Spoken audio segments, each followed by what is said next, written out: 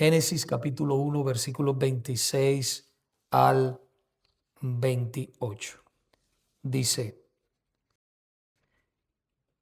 Entonces dijo Dios: hagamos al hombre a nuestra imagen, conforme a nuestra semejanza, y enseñoree en los peces del mar, en las aves de los cielos, en las bestias, en toda la tierra, y en todo animal que se arrastra sobre la tierra. Y creó Dios al hombre a su imagen de Dios lo creó, varón y hembra los creó. Y los bendijo Dios y les dijo: fructificad y multiplicaos, llenad la tierra y sojuzgadla, y enseñoread en los peces del mar, en las aves de los cielos y en todas las bestias que se mueven sobre la tierra. Vayamos al próximo capítulo, Génesis capítulo 2, del 18 al 24, continúa diciéndonos la palabra de Dios.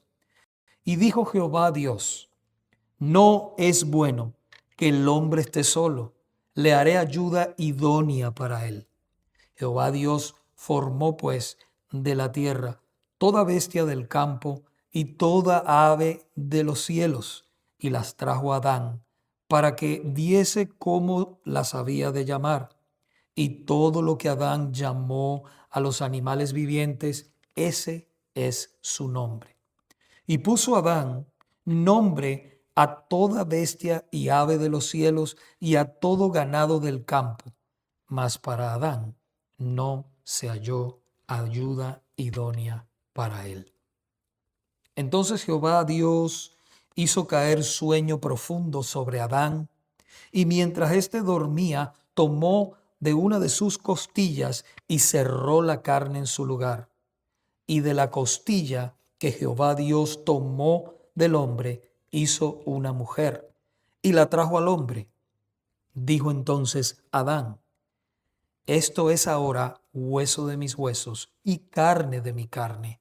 Esta será llamada varona, porque del varón fue tomada. Por tanto, dejará el hombre a su padre y a su madre, y se unirá a su mujer, y serán una sola carne. Bendita la palabra de Dios. Hermanos, desde el principio Dios creó al hombre y a la mujer a su imagen y los bendijo con un propósito santo: vivir bajo su autoridad, reflejar su gloria y ejercer dominio conforme a su voluntad. Ese propósito no se vive en aislamiento. Por eso Dios declara que no es bueno que el hombre esté solo y establece el matrimonio como una unión pactual, ordenada por Él, exclusiva y permanente. Así la imagen de Dios y el mandato dado en la creación encuentran, hermanos, su expresión más clara en el matrimonio, que desde el principio apunta al diseño redentor de Dios y en última instancia a la unión perfecta entre Cristo y su iglesia.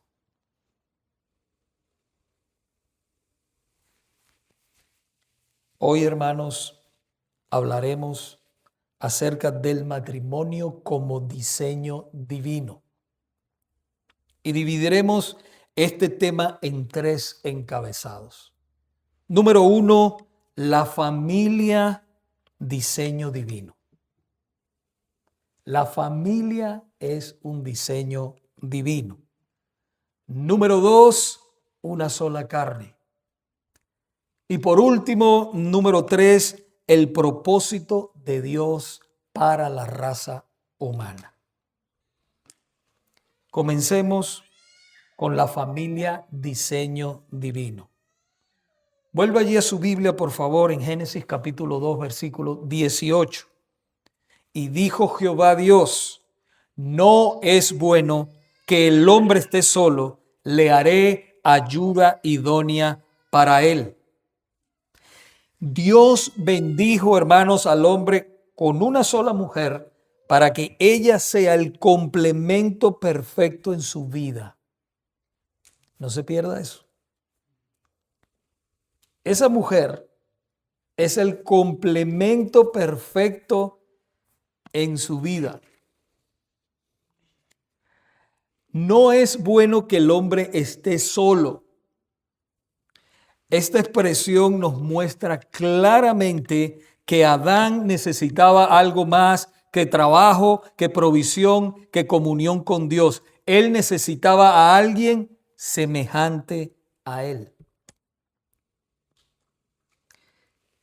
Y Dios no resolvió esa soledad con más tareas, con más trabajo, con más creación, sino con una persona.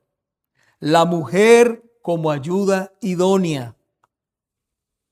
Un regalo diseñado para caminar juntos en el propósito divino.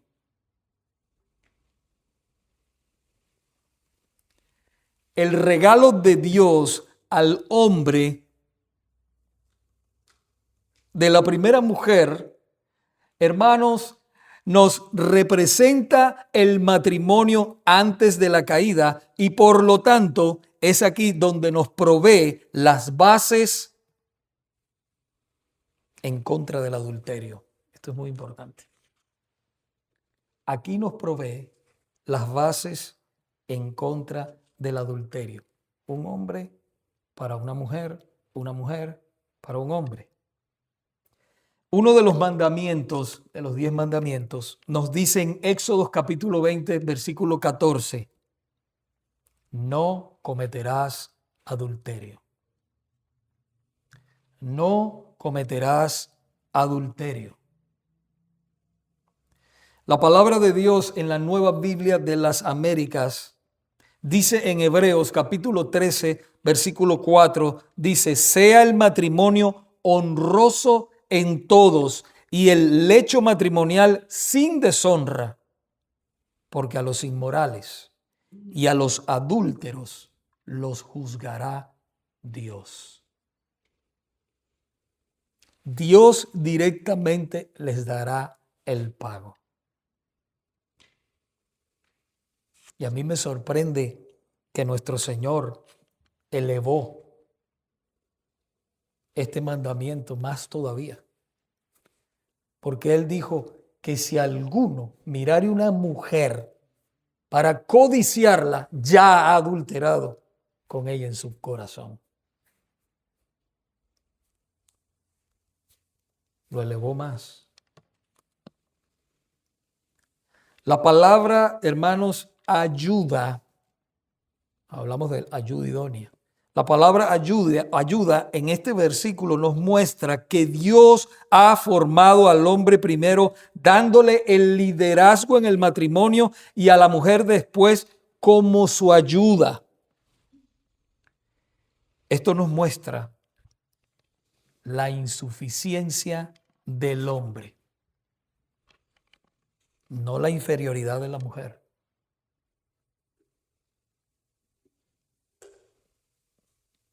Pero no se asusten los hombres.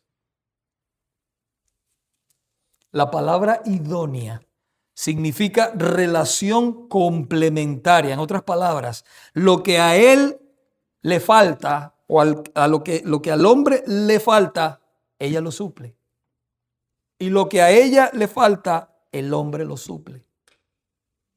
Así los dos comparten la imagen de Dios. Me gusta mucho como lo dice Eclesiastés capítulo 4, versículos 11 y 12. Dice así, también si dos durmieren juntos, se calentarán mutuamente. Mas, ¿cómo se calentará uno solo? Y si alguno prevaleciere contra uno, dos le resistirán. Y cordón de 3 dobleces no se rompe pronto.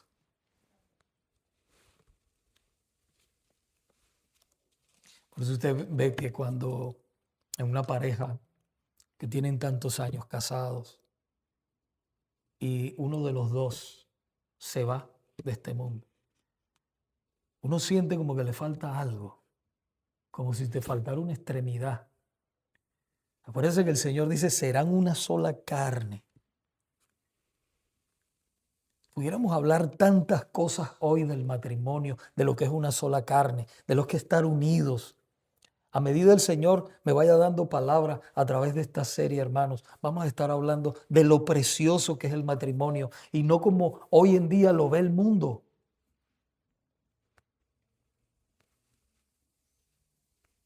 Yo recuerdo que antes de casarme, yo me casé muy joven, yo me casé a los 19 años. Y yo recuerdo vividamente que siempre se decía allá, te vas a tirar al agua. Ese era el dicho popular del mundo. Te vas a tirar al agua, te vas a echar la soga al cuello. Así piensa el mundo. Pero mi hermano, no hay cosa más hermosa que estar casado. No quiere decir que la soltería sea mala. De eso también vamos a hablar. Pero si Dios te ha dado una pareja y estás casado, esa es la persona perfectamente para ti, así tú no lo veas. Pero esa es la persona que Dios ha traído en tu vida. Y es algo maravilloso y es una bendición de Dios. Es importante que no perdamos, mis hermanos, de vista que antes de que Adán sintiera la soledad por el pecado, ya Cristo la había aceptado en la cruz del Calvario para que ninguno de los redimidos jamás volviera a sentirse solo. Qué bello es el Señor. El pecado separó al hombre de Dios, pero Dios en su misericordia proveyó la reconciliación en Cristo. Y podemos nosotros ir viendo esa relación como Cristo, y lo vamos a ver un poquito más adelante en el capítulo 5 de Efesios. Lo estuvo leyendo el hermano. Como hay esa comparación que hace el apóstol Pablo de lo que es el matrimonio, como Cristo y su iglesia están en un pacto.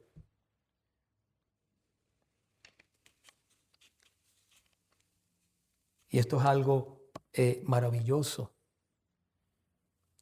Es hermoso ver cómo el matrimonio es un reflejo del pacto de Dios con su pueblo, hermanos.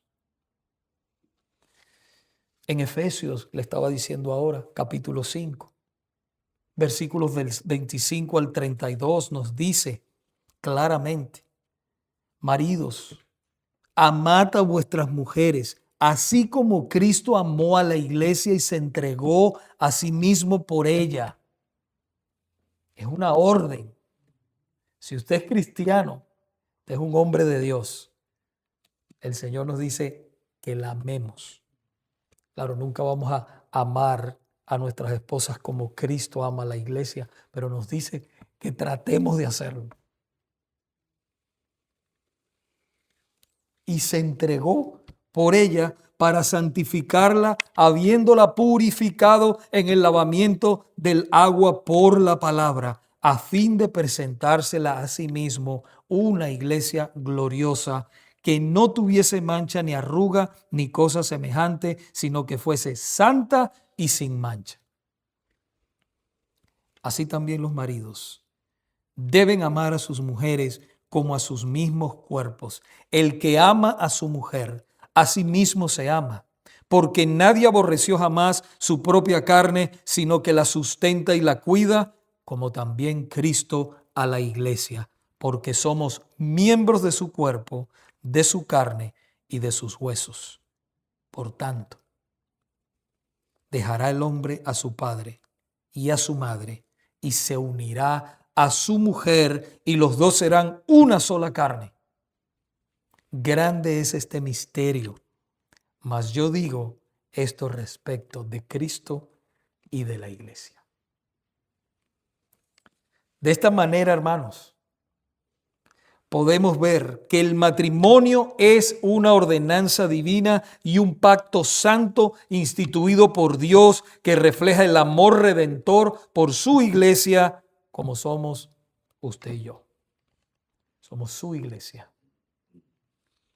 y estamos en ese pacto. Una sola carne. Somos una sola carne en el matrimonio. Vaya a Génesis capítulo 2, versículo 24. Nos dice, por tanto, dejará el hombre a su padre y a su madre y se unirá a su mujer y serán una sola carne. La palabra de Dios nos muestra claramente en este punto que ya no son uno, sino ya no somos dos, somos uno. Una sola carne.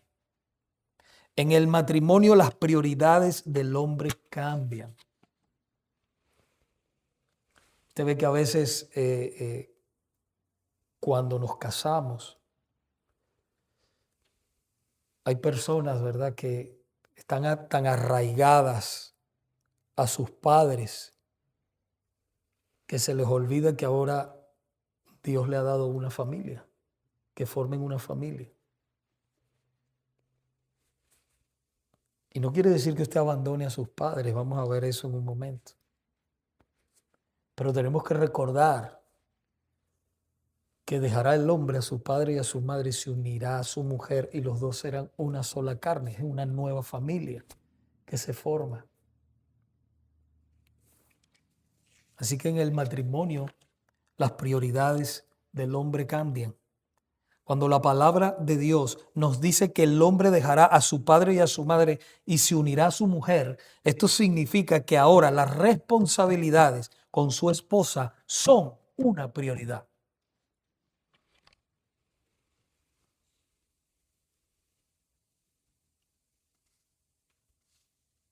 O sea que es imposible que un hombre que ya está casado, pues la esposa está sufriendo, pero los padres, él está dando todo a los padres y su esposa y su hogar está sufriendo. Eso no es lo que dice la palabra de Dios. Eso no es correcto.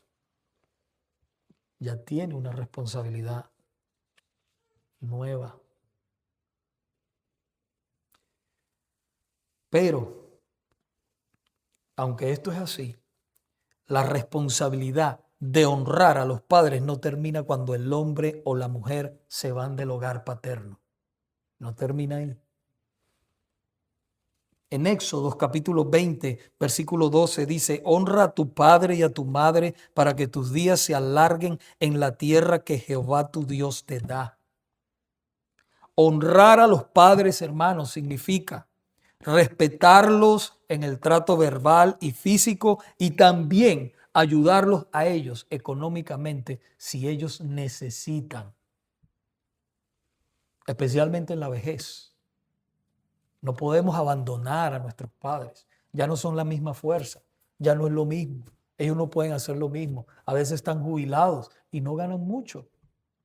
Y necesitan la ayuda de nosotros como hijos, que todavía estamos jóvenes y fuertes.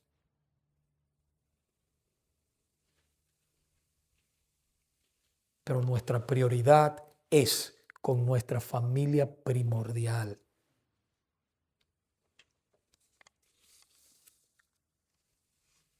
Ahora, cuando este versículo dice una sola carne, apunta a la profunda fidelidad que debe existir en un matrimonio.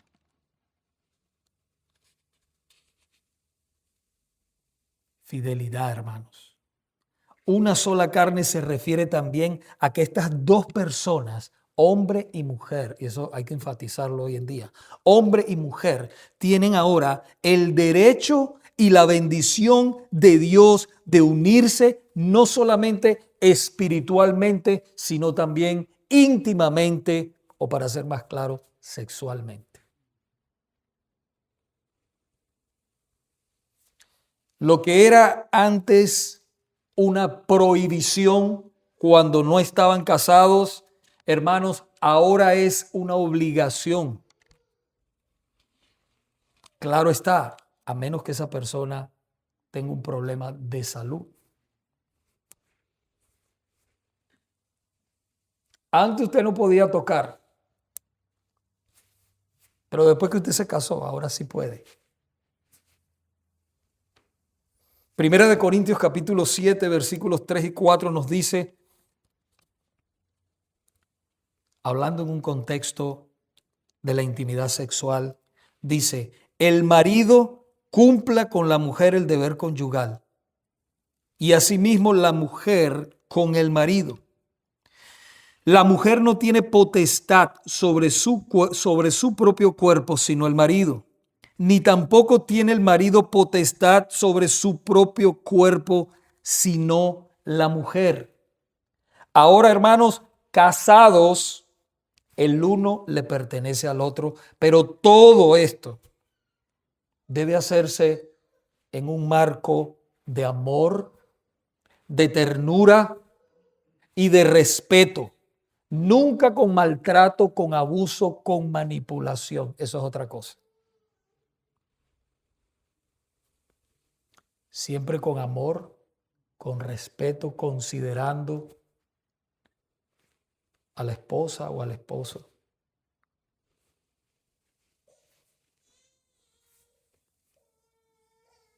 Porque hermanos, yo me he encontrado casos, ¿verdad? Donde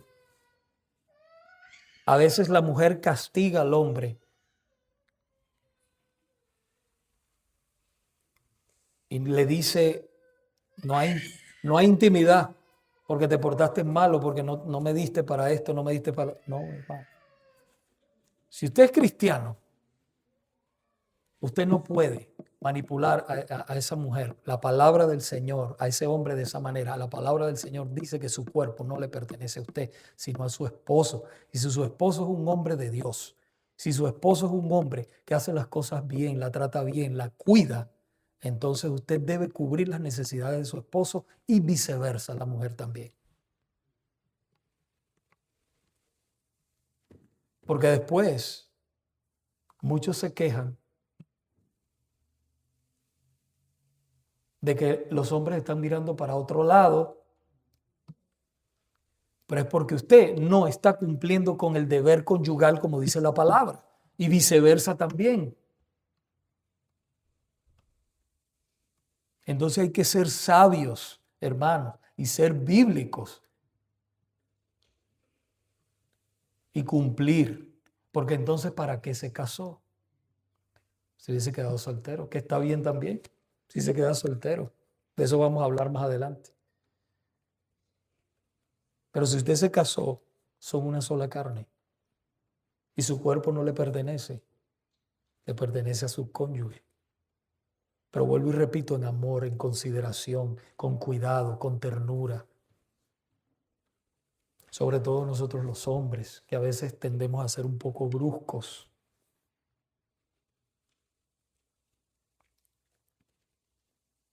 Fíjese algo muy importante. En Génesis capítulo 2, versículo 24, que venimos leyendo, la palabra unirse no significa un sentimiento pasajero, sino un acto de pacto. Es un pacto. Dios nunca dijo, vivirán juntos o se acompañarán. No, Él no dijo eso. Se unirán, dijo. Se unirán. Esta palabra es un verbo y da a entender como algo pegado, ligado, atado. Eso es lo que sucede cuando nosotros nos casamos.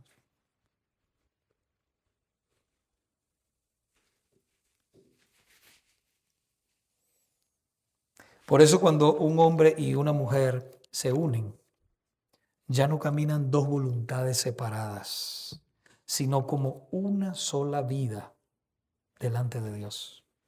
Una sola vida.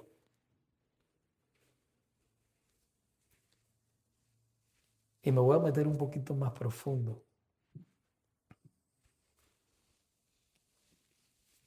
Todas las cosas las tenemos en común, aunque seamos diferentes en caracteres, en deseos, en hobbies.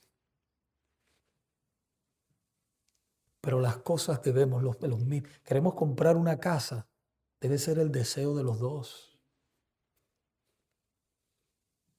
Queremos dar un viaje, cosas sencillas como esas, como un viaje, debe ser el deseo de los dos. Y si uno no está de acuerdo y el otro sí, vamos a orar hasta que el Señor traiga esa convicción y esa paz y esa alegría y los dos entonces hacemos las cosas juntos.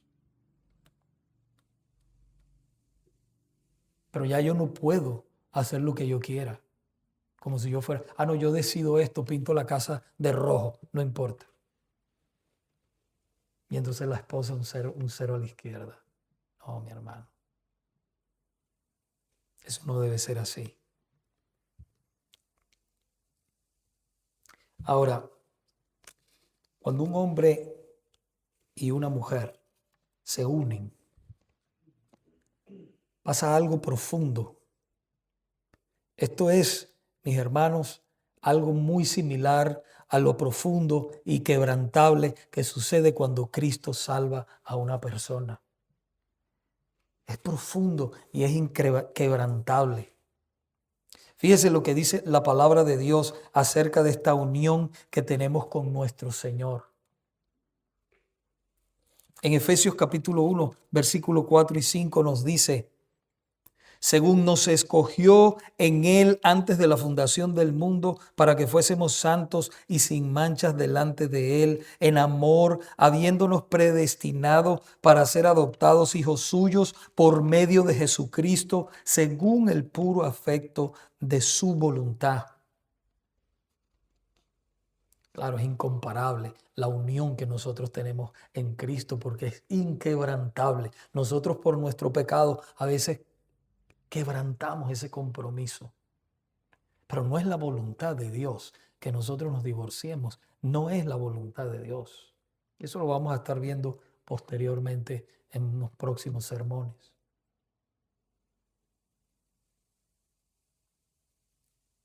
Pero esta unión que nosotros tenemos con Cristo es inquebrantable. Esta unión, hermanos, comienza en la eternidad. En Hebreos capítulo 13, versículos 20 y 21, dice: y el Dios de paz, que resucitó de los muertos a nuestro Señor Jesucristo, el gran pastor de las ovejas, por la sangre del pacto eterno, os haga actos en toda buena obra, para que hagáis su voluntad, haciendo Él en vosotros lo que es agradable delante de Él por Jesucristo, al cual sea la gloria por los siglos de los siglos. Amén.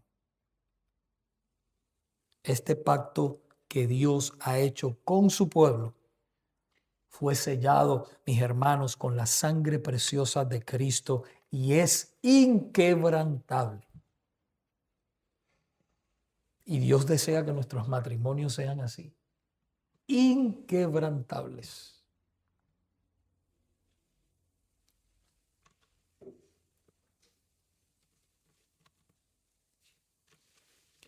Esto nos lleva al punto del propósito de Dios para la raza humana.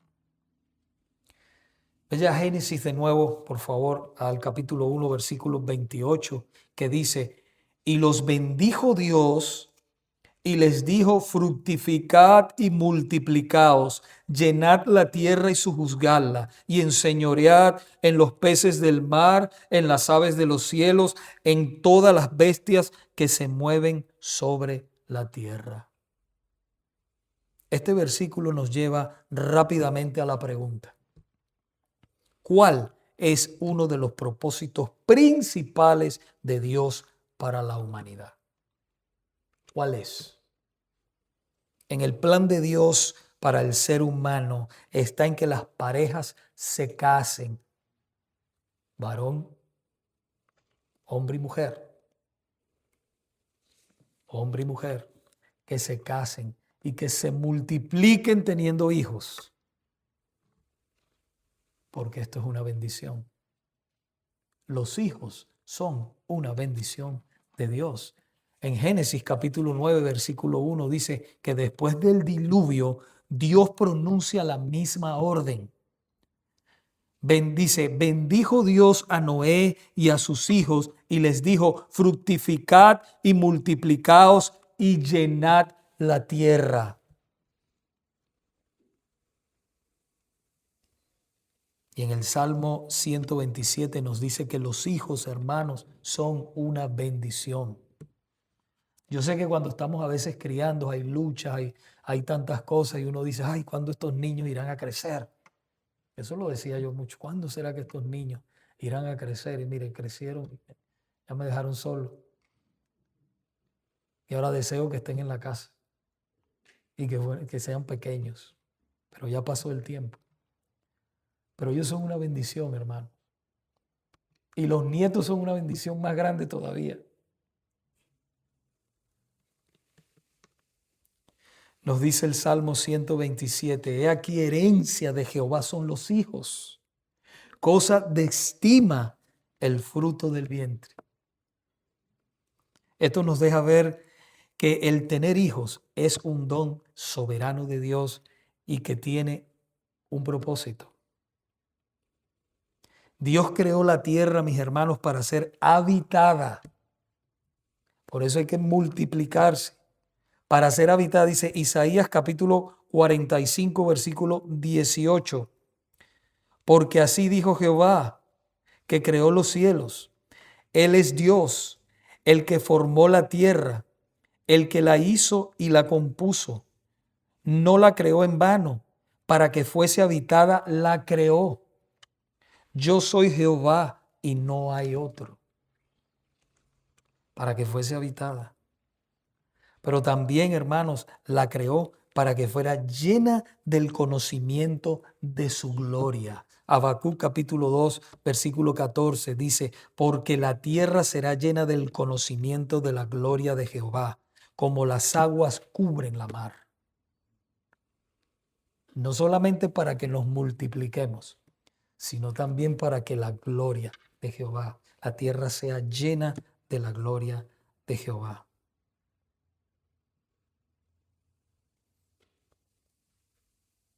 Y en esto, mis hermanos, en el plan de Dios, Él redimió a un pueblo para que ese pueblo proclamase el mensaje de su salvación a las naciones. Salmo 67, 1 y 2 dice, Dios tenga misericordia de nosotros y nos bendiga. Haga resplandecer su rostro sobre nosotros para que sea conocido en la tierra tu camino y en todas las naciones tu salvación.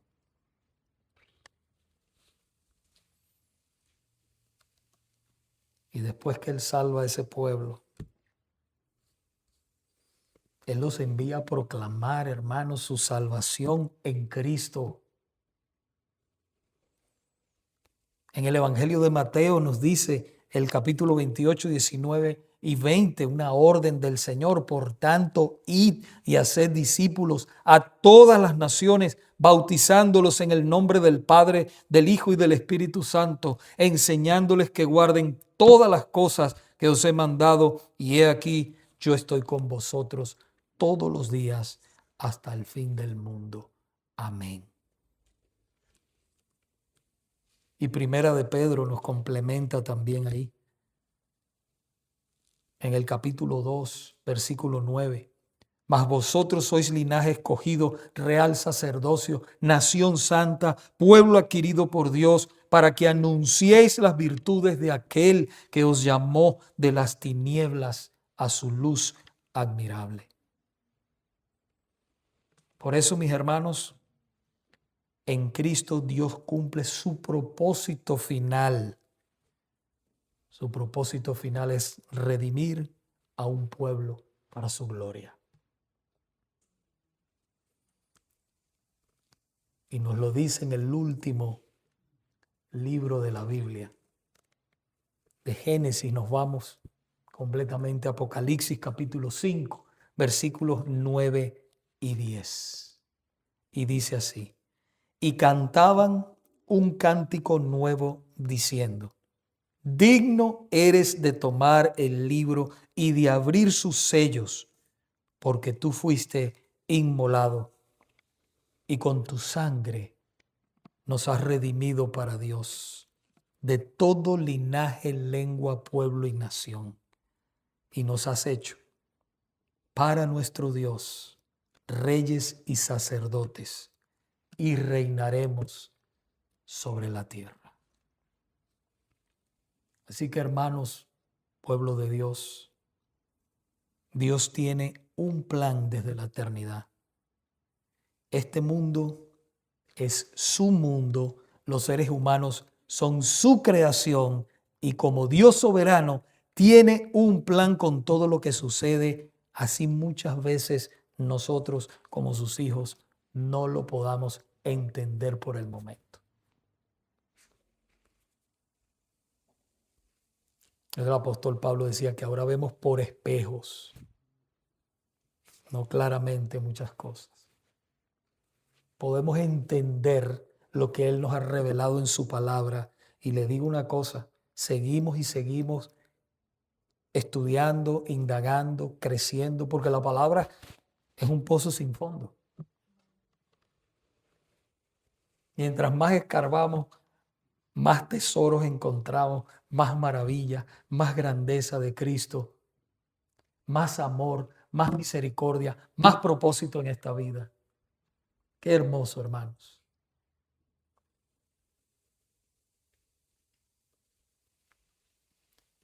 Termino con unas aplicaciones para la iglesia.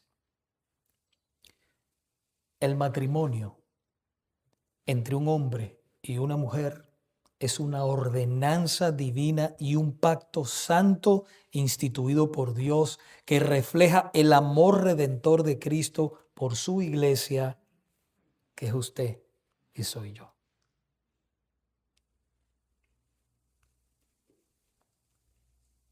Número 2, el deseo de Dios es que nuestro pacto matrimonial sea inquebrantable. Ese es el deseo de Dios. Pastor, pero es que ya yo me divorcié y ahora pues me volví a casar o estoy soltero o lo que sea. Eso lo vamos a hablar, hermano, porque hay mucha tela que cortar. Posteriormente vamos a estar hablando de eso. Pero lo que yo quiero que usted tenga en mente es que Dios es un Dios de amor y misericordia. Lo estábamos estudiando en la escuela dominical.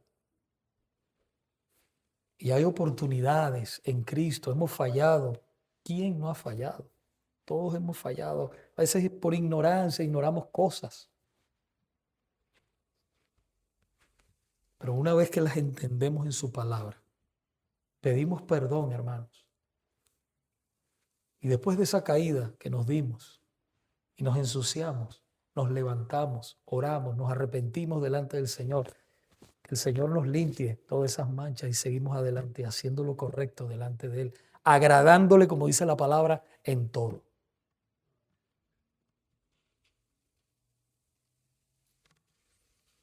Y finalizo con la aplicación número 3, que nos dice que Dios en Cristo cumple su propósito final: redimir en Cristo a un pueblo, la iglesia, para su gloria. Amén. Vamos a orar. Señor, en esta tarde hemos escuchado tu palabra. Y queremos darte gracias. Primeramente por habernos creado, por Cristo, por habernos redimido, por haber, Señor, darnos la oportunidad de muchos de habernos casado y otros estarán por casarse. Pero Dios mío, estamos tan agradecidos por tu palabra que nos ilumina el camino, por tu amor, tu misericordia, Señor, que nos da una segunda oportunidad siempre. Permite que nuestros corazones se dobleguen delante de ti con sinceridad y pureza. Tengamos un deseo vivo por agradarte, Señor. Perdónanos, porque muchos de nosotros te hemos fallado en muchas cosas. En nuestro trato con nuestras esposas, en nuestro trato con nuestros esposos. Ayúdanos, Señor, que la palabra tuya sea un bálsamo de sanidad para nuestras vidas. Ayúdanos a tener matrimonios fuertes para nosotros poder tener una iglesia también fuerte y una sociedad fuerte y unos hijos fuertes. Te pedimos que nos ayudes. En el nombre de Jesús. Amén.